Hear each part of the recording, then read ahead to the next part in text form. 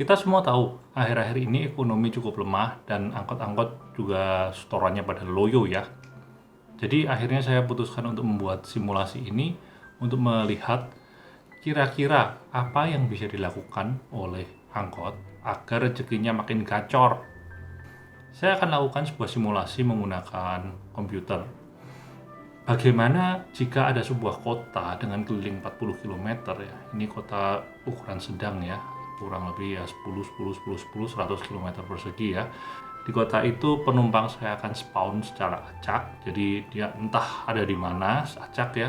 Kita nggak pakai halte ya, karena ya oke lah, kita tahu sendiri lah angkot mana ada sih yang berhenti di halte. Dan penumpang ini kita akan lakukan berhenti dan muncul dalam resolusi meter. Jadi kadang-kadang dalam meter X ada 2 orang yang berhenti bareng. Oke. Pada simulasi saya akan taruh sebuah sekolah, dan pada sekolah tersebut kurang lebih saya taruh 20 orang murid yang akan turun atau naik. Jadi jam tertentu semua murid akan menuju ke sekolah tersebut, dan pada jam lainnya akan nyebar random entah kemana. Saya nggak kembalikan mereka ke rumah masing-masing, tapi saya kasih random karena yang namanya anak sekolah ya, siapa sih yang langsung pulang rumah. Pada simulasi ini saya akan taruh 6 angkot yang kapasitasnya 12 orang per angkot. Kenapa saya kasih 12 orang ya?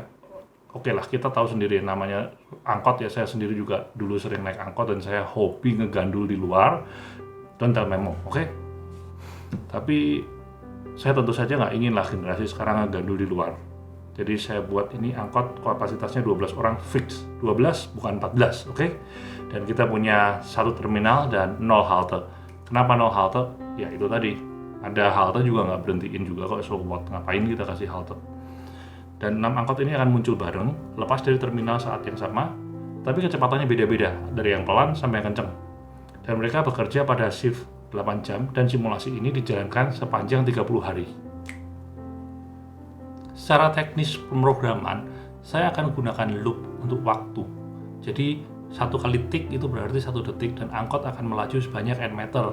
Jika kecepatan sebuah angkot adalah 10 meter per detik, maka dalam 1 tik dia akan melaju sejauh 10 meter.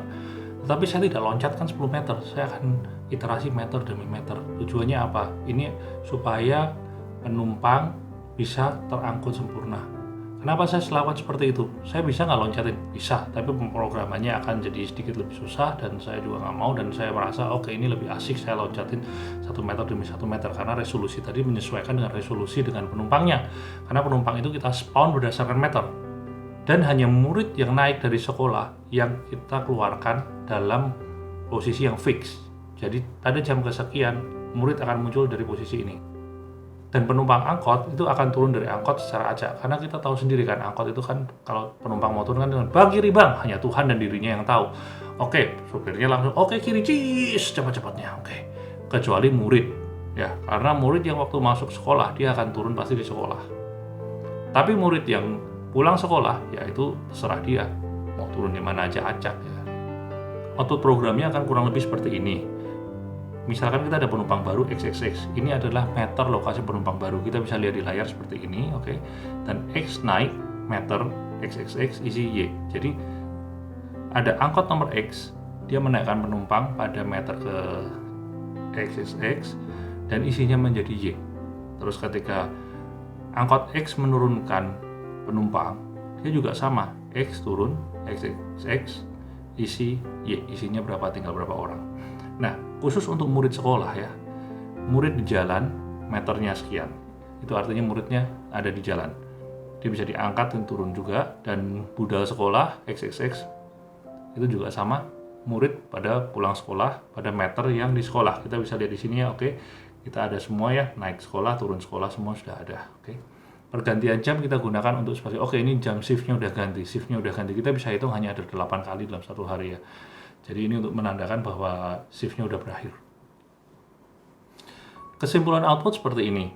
Jadi kita punya ya penumpang, oke, itu integer sekian, itu adalah jumlah penumpang yang diangkut oleh si angkot dalam waktu 1 bulan. Karena simulasi ini dilakukan selama 30 hari, jadi kita ulang 30 kali ya. Jarak total yang ditempuh adalah jarak total yang ditempuh selama 30 hari. Ini satuannya harusnya kilometer ya, 9.000 kilometer. Cukup banyak sih. Terus kecepatannya dalam per jam ya. Ini adalah kecepatan rata-ratanya, oke. Terus pendapatan yaitu uang yang diterima dari penumpang. Jadi saya kasih asumsi bahwa per kepala itu Rp2.500 ya. Tergantung daerah ya, ada yang tinggi, kadang ada yang rendah ya, tergantung daerah ya. Cuman saya asumsikan segitu aja ya. Sebenarnya pelajar sama non pelajar saya kurang tahu sih kalau sekarang, karena saya udah lama banget nggak naik angkot ya. Dan terakhir kali saya naik angkot itu di Bandung tahun kemarinnya, tahun 2018, dan itu juga dibayarin gitu loh. Jadi terus terang aja saya kurang tahu perkembangannya akhir-akhir ini. Jadi saya anggap aja pelajar dengan orang umum itu samakan saja, oke? Dan pengeluaran adalah biaya bensin, saya hitung aja dengan harga bensin per hari ini yang saya ketika bikin simulasi ini. Dan keuntungan ini saya anggap adalah pendapatan dikurangi pengeluaran. Gaji sopir dari kernet saya nggak hitung di sini, tapi nggak masalah karena saya rasa ini setoran ya. Oke, jadi si supir ini bisa store ke bandar atau ke posnya jumlah sekian. Sekarang kita bisa lihat bahwa kecepatan dari angkot nomor 0 yaitu angkot pertama hingga angkot nomor 5 yaitu angkot yang paling cepat ya, bahwa ada tren penambahan penghasilan angkot seiring dengan kecepatan rata-rata angkot tersebut. Jadi bisa dibilang angkot yang makin cepat itu akan mendapatkan uang yang makin banyak.